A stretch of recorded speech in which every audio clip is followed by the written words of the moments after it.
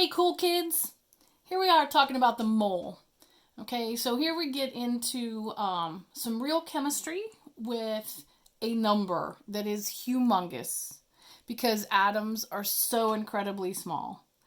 Um, so, first of all, let me reiterate what was just emphasized in the video you just watched, and that is that a mole of anything. Okay, that's the abbreviation. Of course, the actual word is spelled like this. And a mole of anything, just making sure you're focused there. A mole of anything is equal to 6.022 times 10 to the 23rd of whatever that thing is. So we're talking about atoms. A mole of carbon is equal to 6.022 times 10 to the 23rd atoms carbon. If we're talking about marshmallows, like in the video, in the music video, a mole is a unit, then we're talking about a mole of marshmallows is equal to 6.022 times 10 to the 23 marshmallows. Whatever it is, grains of sand, a mole of sand is 6.022 times 10 to the 23rd grains of sand. So, why is that important to chemistry? All right, so quick aside, you can find some of this reading. Sorry, I can't adjust my camera very quickly and easily there. But it's Holt Chemistry, and just like whenever we were in class, and maybe you have your book at home, you can go ahead and look it up online. We're looking in the pages of 100 to 104. I'll write that up here. Pages 100 to 104. That might give you a little bit more perspective. And that's Holt Chemistry. Holt Chemistry. Okay, so that'll give you a little bit of background information about Avogadro's number and molar mass. So why is that number so important to us? Well, there's some magic going on here. First of all, and I'm just using the periodic table out of the back of your book in case you happen to have it at home. If you don't, pull one up on the interweb, and if you can, print it out because it'll be a lot easier for you to do that.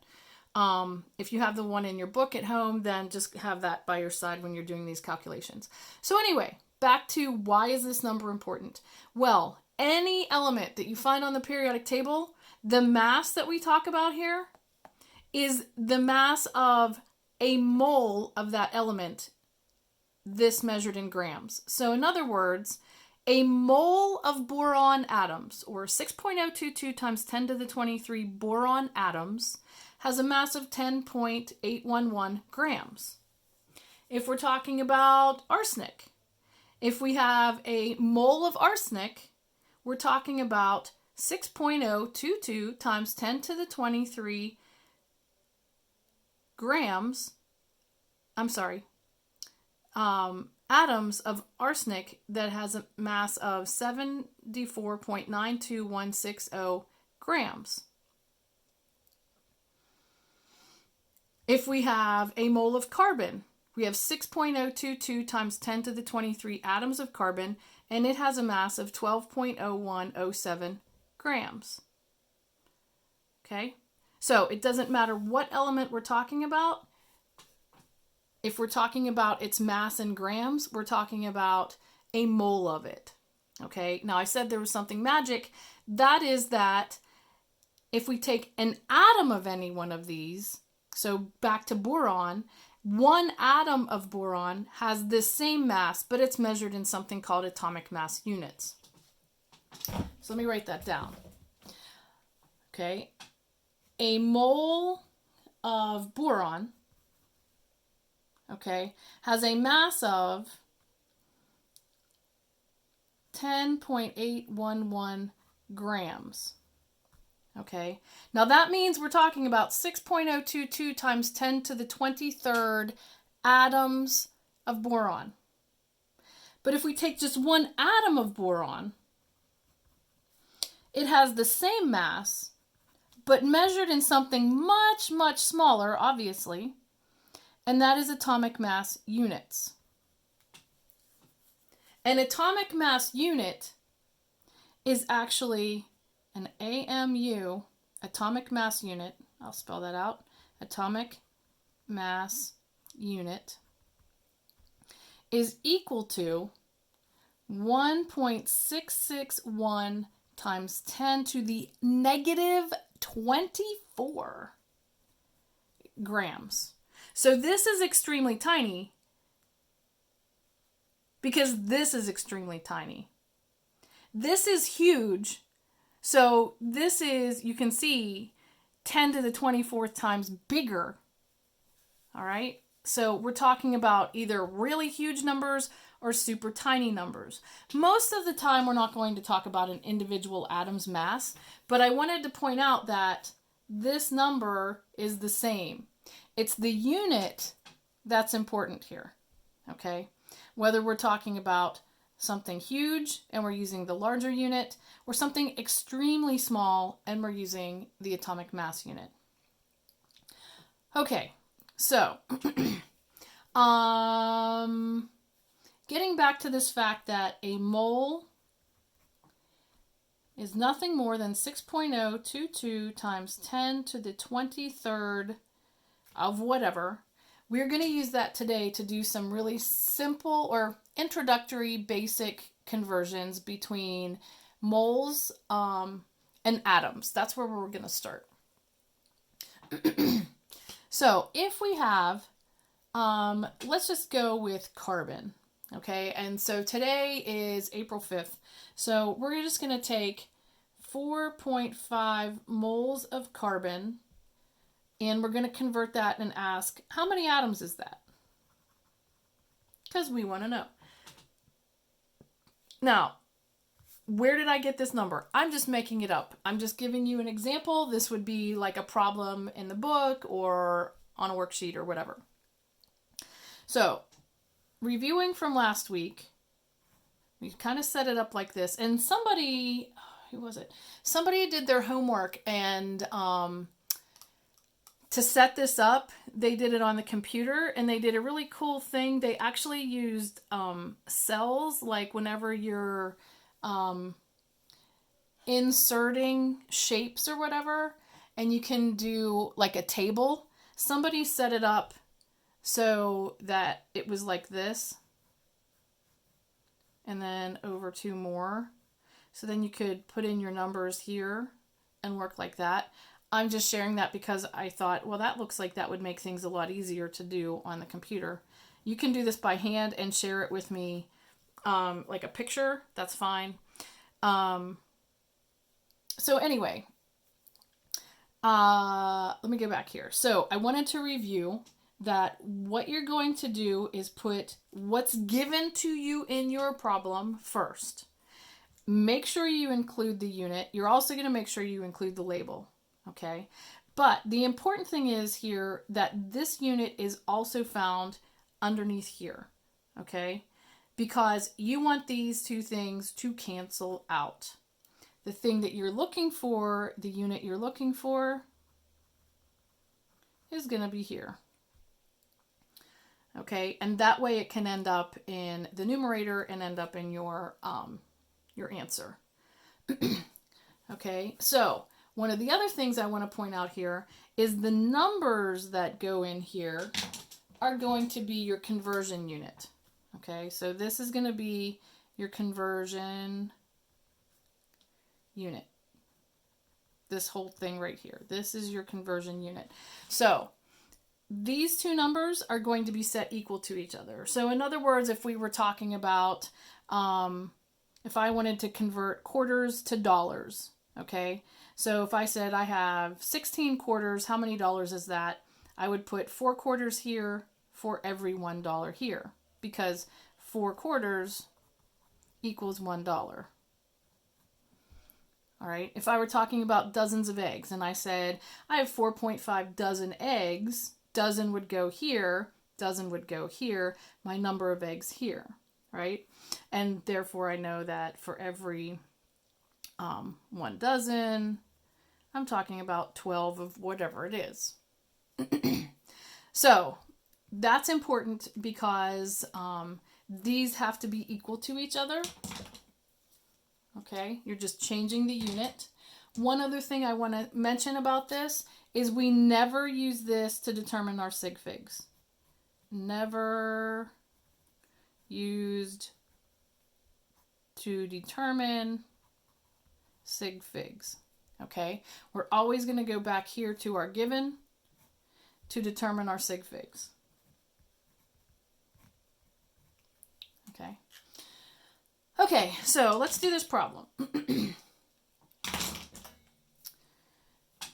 All right, so I'm going to set it up, and I'm going to put my, because this is what, whoops, I don't want that pencil.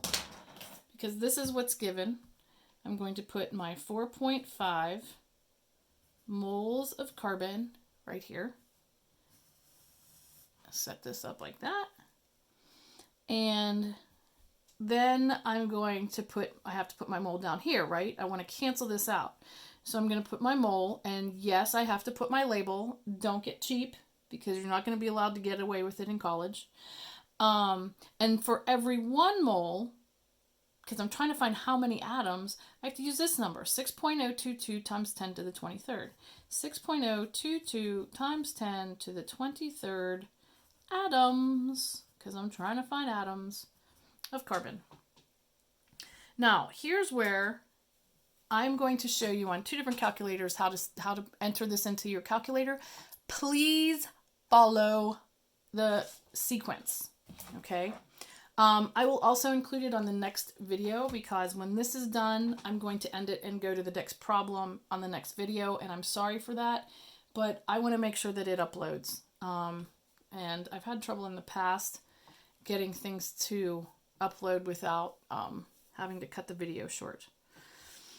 Okay, so I'm just going to quickly show you, if you have a calculator that's something like this, let me get this one first. If you have a calculator something like this, and you have this EXP right here, EXP, okay, that's the exponent button we want to use, and you're good to go here. This is going to be nice and quick and easy. If your calculator is something like this, and you don't have EXP, you're going to have capital E, okay, you can see that one. And that is, you have to go to the second function to use that. So that's like an extra step to push, but it's not that hard. Okay, so let me walk you through on this one first, and then I'll walk you through on the other calculator. Do this along with me, because whenever it comes time to doing these on your own, you're going to need to do this exactly like I'm saying, or you aren't going to come up with the right answer, and that's going to be super frustrating. All right, so what I have to do is I have to put this in and multiply it by this, because everything, it's like this is a fraction, and we're multiplying everything on the top, and then obviously with a fraction you divide by what's on the bottom. So every number, and sometimes we're going to get to some that have 2 or 3 numbers on the bottom, everything on the bottom gets a divide sign in front of it. We're going to do this just like one big long linear problem. Okay, so I'm going to enter, pull this down, okay, so I'm going to enter my 4.5 times, this is where you need to follow closely, okay, 6.022 exponent 23. Do not hit caret, do not hit times 10, do exactly what I said, okay? So it was 4.5 times 6.022 exponent 23. So don't put any of this in your calculator. 6.022 exponent 23. I like to hit equals. You do not have to. And then you're going to divide by whatever's on the bottom. So divide by 1.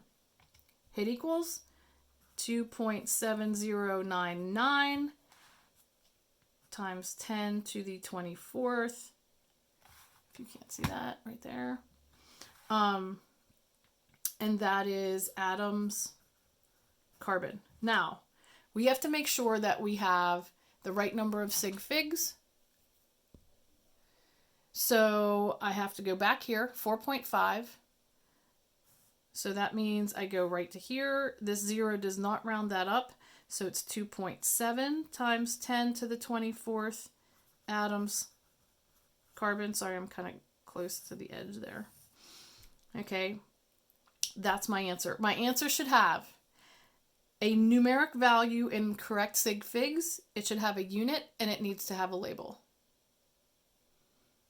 Okay. All right, so let's do it in this calculator. So turn it on, clear. Again, 4.5, and I'm going to multiply that by my 6.022. Here I have to go to second function, EE, 23. I hit equals, and then I'm going to divide by my 1, equals again. Oh, look at that, I get the same number. Okay, so 2.7099 times 10 to the 24th. If you did not get that, it's because you didn't follow that sequence. Go back and watch it again because that's the sequence that you have to use. Don't use carets. Don't use times 10. Don't use the exponent key or the X key like this. Okay, so I'm going to end this video here and then we're going to do the next one.